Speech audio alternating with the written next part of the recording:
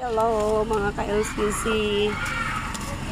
Ayan na sinundo ko sa school. Maglalakad lang kami. Gusto niyang maglakad kami kasi wala siyang service. Dahil ayaw niyang magpasundo ng motor.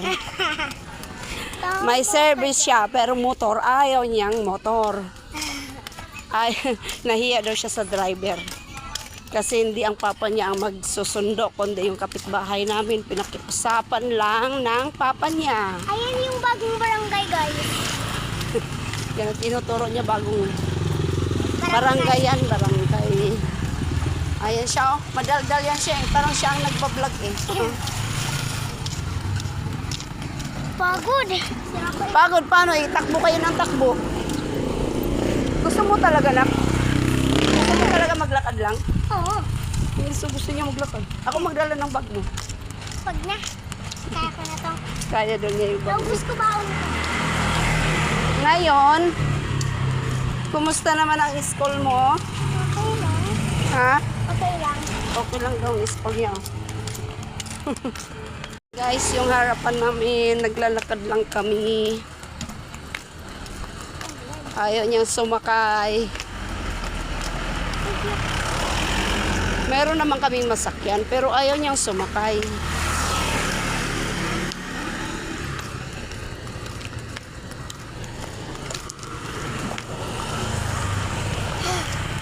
Bakit kaya ayaw mong sumakay? Hindi ka pagod sa school? Hindi. Pero nakita ko naglalaro ka lang sa school. Wala ata kayong pasok eh. Meron. Meron ba? Kumusta naman yung lesson mo, Marigold? Okay lang. Ha? Okay lang. Okay lang? Baka mamaya hindi ka na maano niyan. Hindi ka naman nag-aaral sa bahay. Ayaw niya mag-aaral sa bahay, guys, kasi hindi daw kami mga teacher. Hindi daw kami mga teacher, kaya ayaw niyang maniwala sa amin. Kaya gusto niya ang magre-review sa kanya, teacher talaga. Tama, mali? Oo, di ba?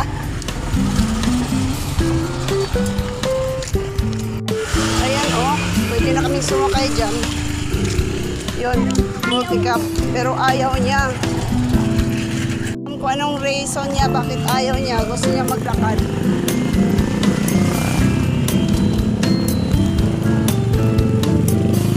Exercise ko rin ito. Exercise? Puro exercise ka na nga eh. Ha? Exercise ko. Mag-hi ka sa kanila. Uy! Dito yung pinakaayaw ko na lubak-lubak. Ayan malayo pa to, guys. Malayo pa to. Kaya mga ilang ano ba to? 20 minutes no pag nagmotor. 20 minutes. 20 minutes. Pero pag naglakad kami, siguro aabutin kami ng isang oras nito.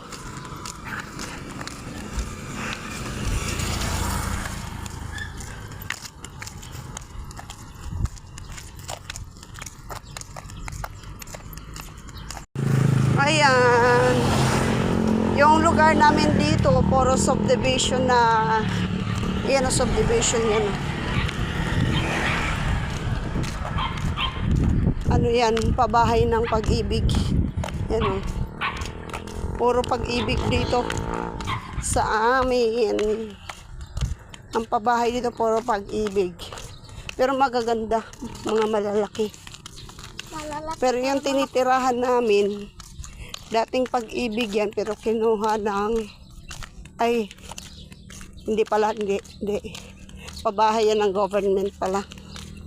Pero maliit ang size. Diyan lang kayo, kami naglalakad lang. Ako gusto ko to maglakad. Buti nga, sinabi ko eh. Gusto mo ako magdala ng bag mo? Ayan. Lakad lang tayo ng lakad. Alam nyo ba, nakarelate akong maglakad na ano, sinong nakaka-relate dyan na maglalakad habang pumapasok sa school? Alam nyo ba, nung panahon namin, mga 80s, ang high school kasi namin nasa bayan. Pero nilalakad lang namin yun, 3 kilometers kung di ako nagkakamali. High school na kami nun. Pero, di ko lang din alam kung maniniwala kayo. Nilalakad lang namin yun ng 25 to 30 minutes. Kasi mga bata pa kami. Pero yung iba, kahit kami minsan, may halong takbo. Pero sa awa ng Diyos, nakakatapos din naman kami doon. Yan lang, tiis lang talaga para makatapos ka ng high school.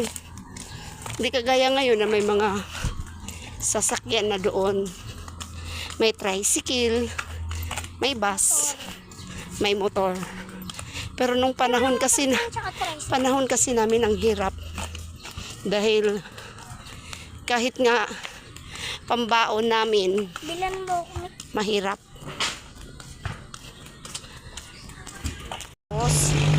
Ayun o, pwede rin kami sumakay doon. Ayaw niya talagang sumakay eh. Kasi, may gusto siyang ipapabili sa akin. May groceryhan kasi ditong maliit. Kaya pala ako pinapalakad. Kasi magpapabili pala siya. Yan, tawa-tawa pa siya eh. Oh, akala mo sa akin mayaman, may pera. Tawa-tawa siya kasi yung pamasahe pala niya, papuntang multicab, papabili pala niya. It's a good idea, ha? It's a good idea. Tingnan natin kung ano ipapabili niya. Ayos ah. Gusto mo kaya? Gutom? Na. Oh? Sus, gutom daw. Agoy. Na, gutom talaga siya.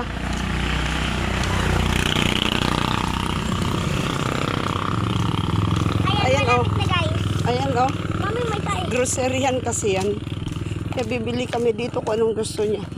Titingnan namin. Chips na lang ata.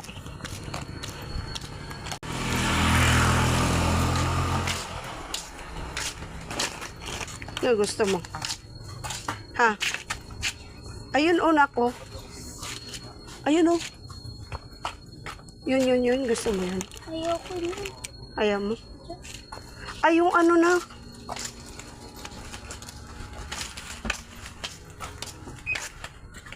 Ano yun? Soft drinks? Mago-mago. Uy. Mugo-mugo ang pinakuha. Yan lang, tama na yan. Wala akong pera eh. Ha? Ha? Kami request. Wala na. Tama na yan kay... Ano pera si Mimi? Tignan natin kung may... Asan na yung... Hindi dito eh. Hinahanap mo. Gusto ko yung ano.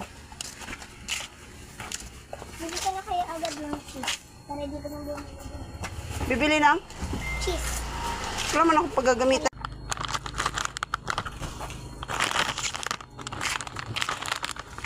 Kasya kaya yung pera kong dala. Ito to.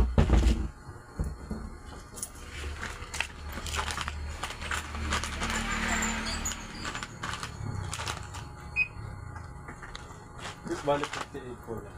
50? 8 pesos. 8. Kasya pala. Kala ko po lang. This is mine. Kaya pala ha.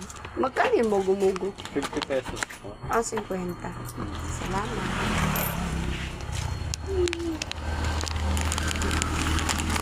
Yan na. Ito sa akin, no? Clover chips lang sa kanya. O, tingnan mo naman yun. Mugo-mugo, 50 pesos. Alam mo, masarap. Ilagay mo nga sa bag to. Pabukas. Nga guys, umalis na kami, tapos na siyang bumili. Patingin na ang pinabili mo, ayan o, mugo-mugo, 50 pesos. Ang lit-lit lang. Pauwi na kami guys. Pauwi na kami mga kalalabs, mga ka-LCC ko. Na, sarap ng grabe ang saya niya. Kaya pala ako pinapalakad lang.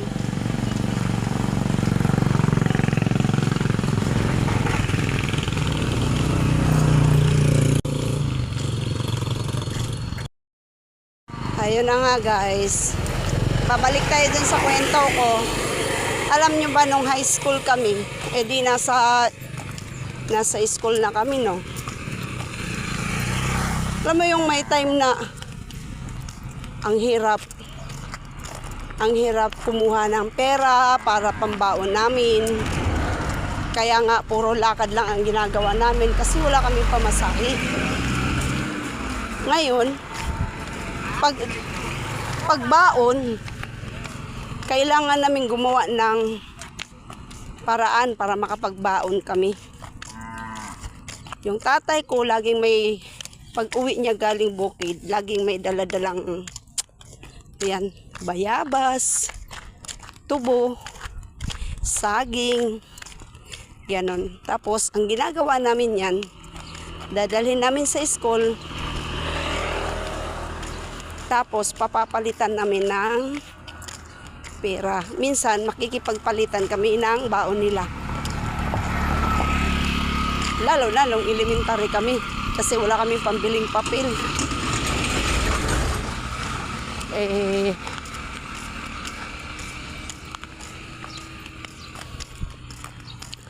Para makapagpapel kami, lagi kaming may nanay ko kasi gumagawa siya ng mga snacks ba, ibibenta namin.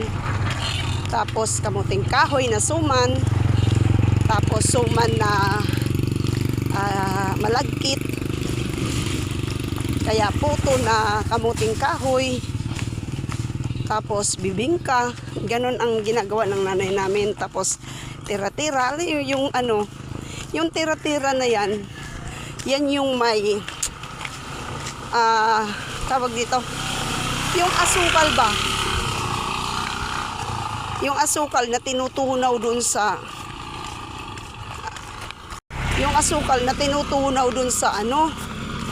yan o yung lugar dito guys,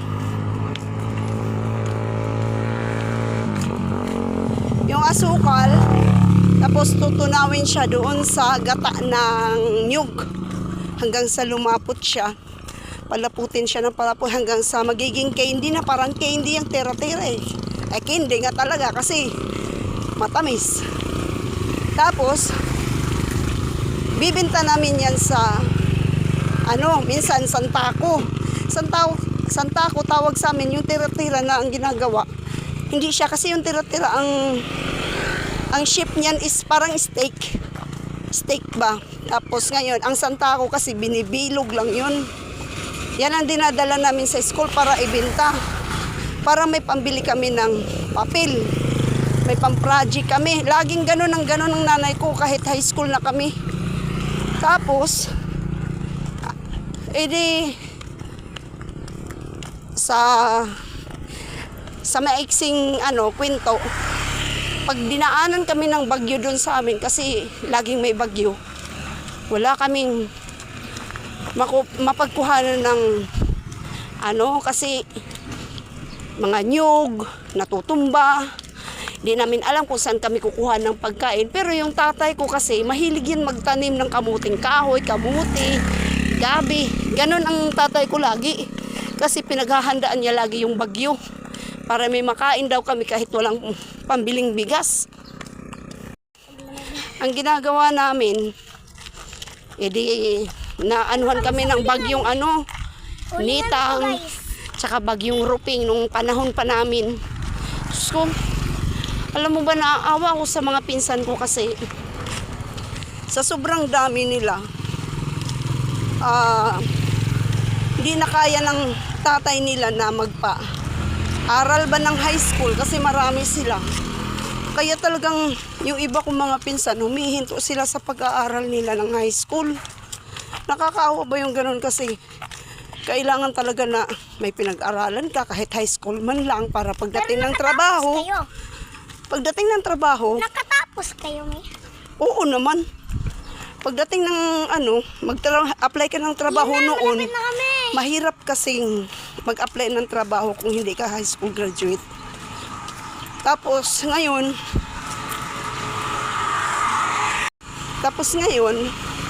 ang nangyayari, humihinto na sila sa kalagitnaan ng yung malapit na bang nasira yung e-bike, ay nasira, siguro lobat yan, kaya hinila na lang ng tricycle. Yan na. Yan. Tapos, pagdating ng, sabi ko, wala rin naman kaming maitutulong, kundi bibigyan lang namin sila ng pagkain. Pero pagdating sa school kasi, hindi na namin sila kayang tulungan kasi marami din kami.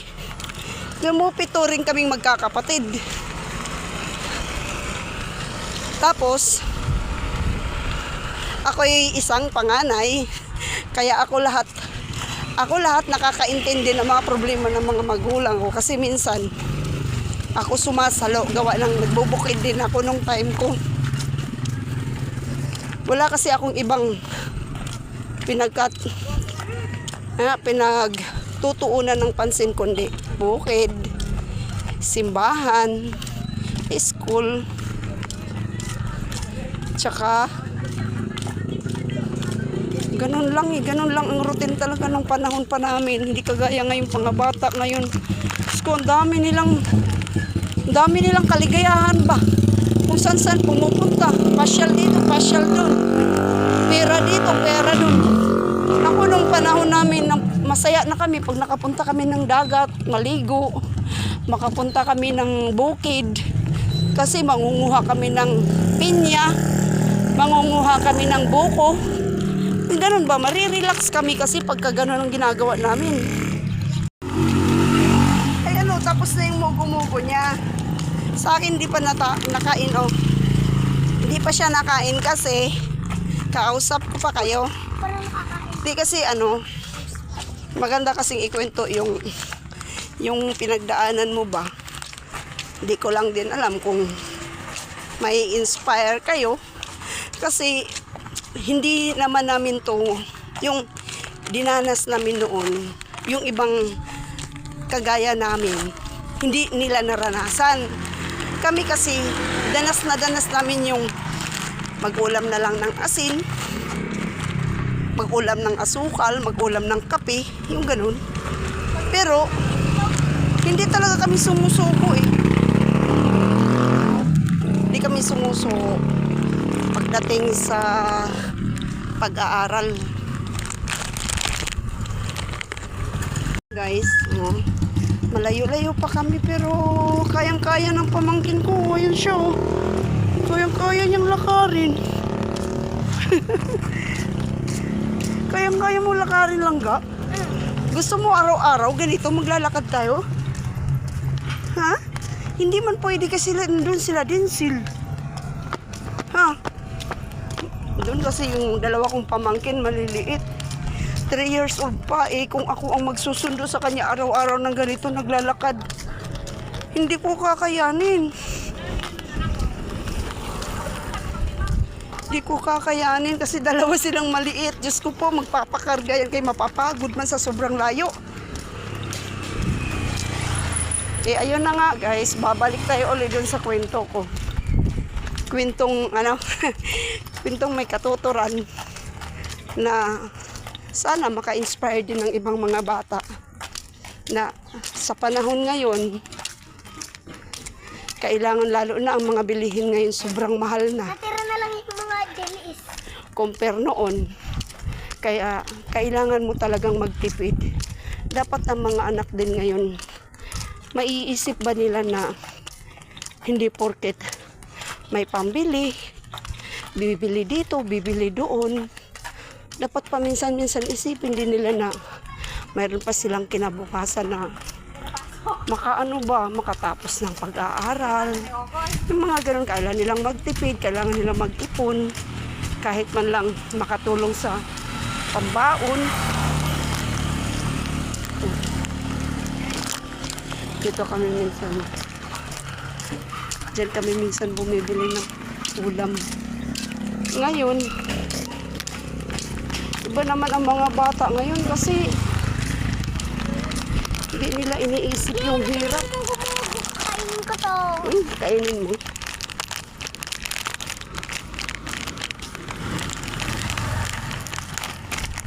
Akin yung ano pakit. Nagutom na ako, binuksan ko na. Tinapon mo yung pakit. Hindi. Tinapon ng pangit mo sa gulay. Mm.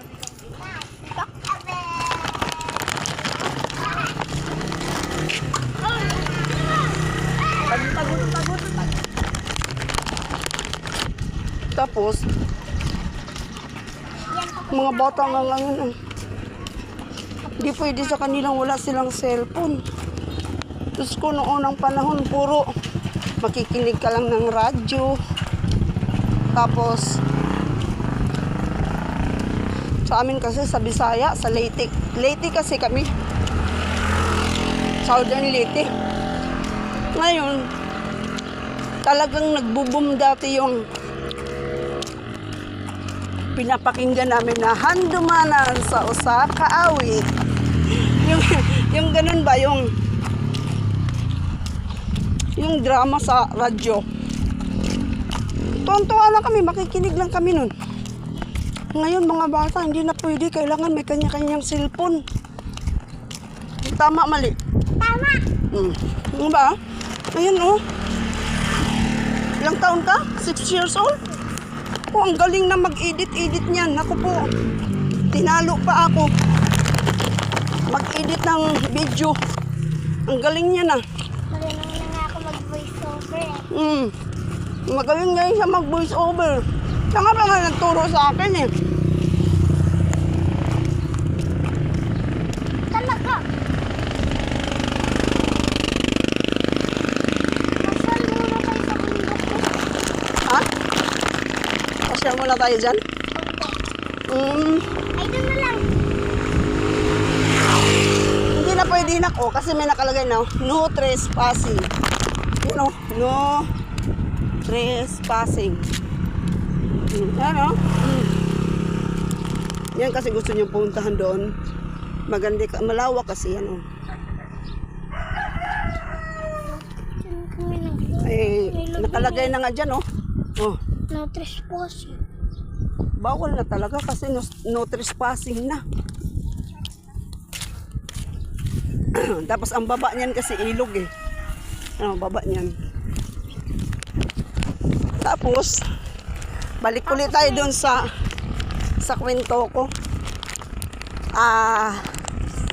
Hindi ko alam kung mahaba na tong video namin. Baka kailangan lang putulin. Kasi yung video nga namin na mga maiksi lang, walang manonood kasi ano lang kasi namin yun, yung hindi, wala naman kami purpose na magkaroon kami ng subscriber. Wala, ang akin lang, parang ano lang ba namin, yung mga memories ng mga bata, gusto ko lang ilagay sa YouTube, gusto ko ilagay sa Facebook kasi nasisave kasi namin yung video namin doon, mga happenings ba namin ng mga bata. Kaya, kung may magsusubscribe, salamat sa Diyos. Kung wala, di okay lang. Yan. Sarap dito tambayan. Kaso di pwede kasi may mga ano na, Dalawang nga sa niya, magkaparehas ng kulay. syempre mag-ama yan sila. Mag-ama o mag-nanay. Mag-ama pa rin silang lalaki. Ayan oh. Sa bahay din yan ang pag-ibig. Tapos, alam mo ba guys, nung Alam niyo ba? yung high school ako, kasi ang hirap na hirap kami talaga pagdating sa mga project sa school na ginagawa ng teacher namin para makapag-project kami kasi ang trade school kasi yung pinasukan ko. Baka tuturuan kang magtahi, Tuturuan kang magluto ng mga pagkain. Ayun Tuturuan na, kang tapos na kami. manicure, mag-pedicure, yung ganun ba, maggugupit. May cosmetology kasi doon, tawag kasi doon cosmetology. Ngayon, ang kinuha ko kasi, food trades, kasi gusto ko talaga magluto. May mga project kami na gagawa ng cake. Siyempre, pag gumawa ka ng cake, hindi mo alam kung makakapaggawa ka nun kasi yung mga ingredients ba nun. Tapos hirap nga kami sa baon lang kahit piso. Alam mo ba, tungtuwa na kami sa pabaon ng nanay namin 2 pesos. Pero karamihan na baon namin piso lang. Tapos ang ginagawa namin sa piso, natawa siya kasi ang baon niya, magkano baon mo? 20. 20 pesos. Kaya 50 pag binigyan ako. Minsan 50 pa. Ayan 50 ang baon yan. Tapos, sa amin, 2 piso, tuwang-tuwa na kami kasi alam mong purpose namin nun. Ibili namin ng tuyo at mantika at pansahog namin doon sa kanin. Dahil wala kaming baon na ulam. Oo, totoo talaga yun. Tinawanan ako ng pamangkin ko, Totoo talaga yun. Tanong mo kay nanay. Tinawanan niya ako kasi baka akala niya nagbibiro lang ako. Totoo talaga yun. Tapos pagka nagbaon kaming kamuting kahoy, ang partner doon, nyug. Kinagkad na nyug. I-partner namin sa kamuting kahoy. Oo, totoo talaga yan. Lalo na nung nagkaroon ng bagyo doon. Tapos, minsan, bago kami papasok sa school, ang ginagawa pa ng tatay ko, ang ginawa ng tatay namin kasi nanghuhuli yan siya ng pusit gabi-gabi, pambili namin ng bigas. Diyos ko, magbibinta ako ng madaling araw. Minsan kasama ko yung kapatid ko. Magbibinta kami ng madaling araw para mayroon kaming pambiling bigas. Bibinta ako ng pusit, huli ng tatay ko. Syempre, ako naman, tuwang-tuwa din ako kasi makabaon kasi din ako ng bibingka. Bibilan niya akong bibingka para pambaon namin. Ngayon, bago ako papasok, tuwang-tuwa na ako niyan kasi may baon ako. Masarap ang baon ko pagka nagbinta ako ng pusit. Naglakad tayo kahit may pera tayo. Tuwang-tuwa kasi yung pamasahe mo, binili mo lang mugo-mugo Abonado pa ako Oo nga, abonado pa ako. Lintik na bata to. Nautakan ako dun Nautakan ako. Kaya pala gusto niya maglakad kayo magpabili ng mugo-mugo. Magkano mugo-mugo? 50 pesos. Ang pamasahe is 15 pesos. Abonado ako 35 pesos. Nga, pira pa naman ang tindahan yung kinuha ko. Tawa ka pa dyan.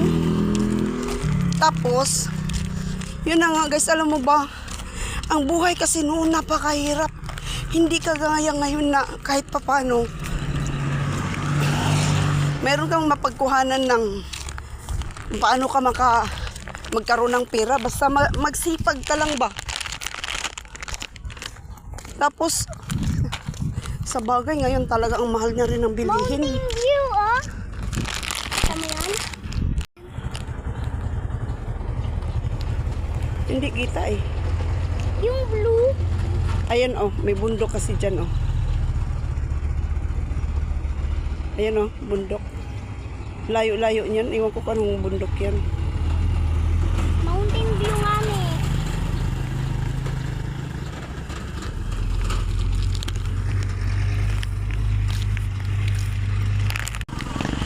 Malapit na kami Yung isa Hindi ka napagod? Hindi daw siya napagod. Tricycle. Tumabi ka naman lang daw Tapos,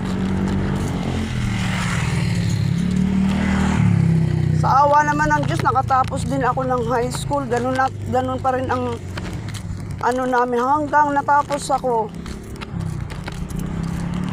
Na mayroon talagang pagkakataon na talagang hindi ka mabibigyan ng pang-project. Kaya, buti na lang yung mga teacher namin noon, tinutulungan kami. May pinapagawa sa amin,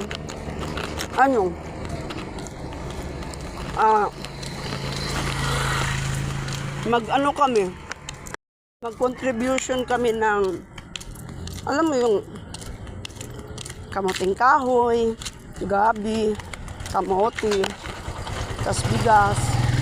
Iba yung mga kaklase ko na magdala ng kahoy, magdala ng asukal. Kasi gagawin namin ginatan. Tas yung pinagbibintahan namin doon, iipunin namin yun. Yun na naman yung ibibili namin ng ingredients na ingredients ng cake. Basta ingredients ng project namin. Klase ba kayong mayaman? Oo naman. Sino yun? Madami sila. Yung kaklase ko ngayon, naging mayor na eh. Oh! Ayun ba? Ha? Ay, shout out pala sa kaklase kong naging mayor. Hello. Tapos ngayon, ang ginawa namin din, siyempre, kasi group by group kami. Yung kagrupo ko,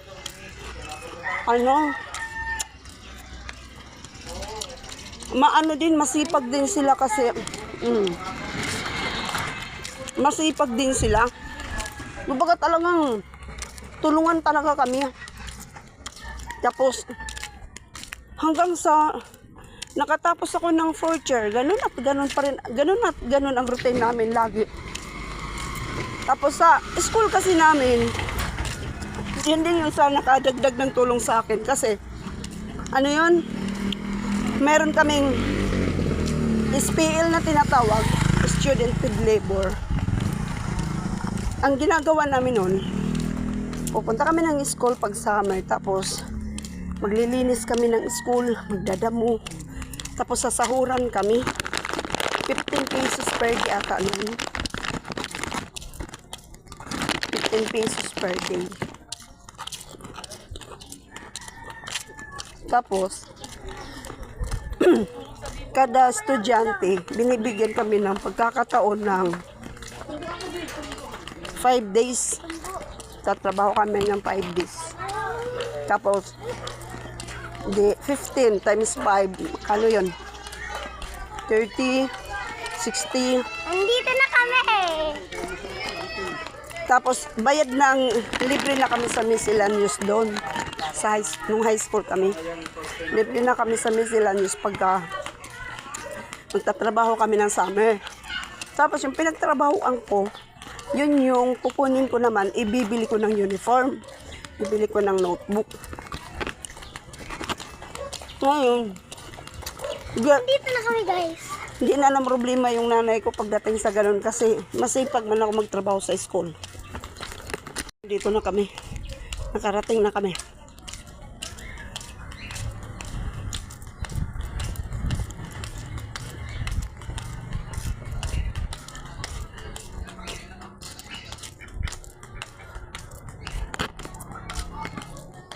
Ayun na siya. Iniwanan na ako kasi nandito na kami.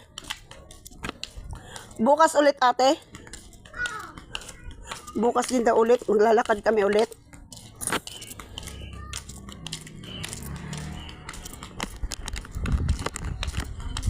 Nandiyan na kami sa bahay.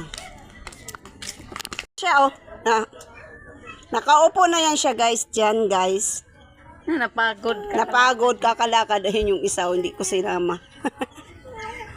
Tinakapensyon na pala sila. Susunod part 2 na lang kasi hindi naubos ang kwento ko. Haba-haba kasi ng kwento ko pang maalaala mo kaya ba? Kung paano kami naging ganito at ganito pa rin. Ayan na tatapusin ko na nga po. Thank you for your watching. Please like and subscribe my channel. Bye-bye. Bye. Oh, bye-bye. Bye. Wala sa mood bagong gising. Bye-bye po. Good luck. I love you all.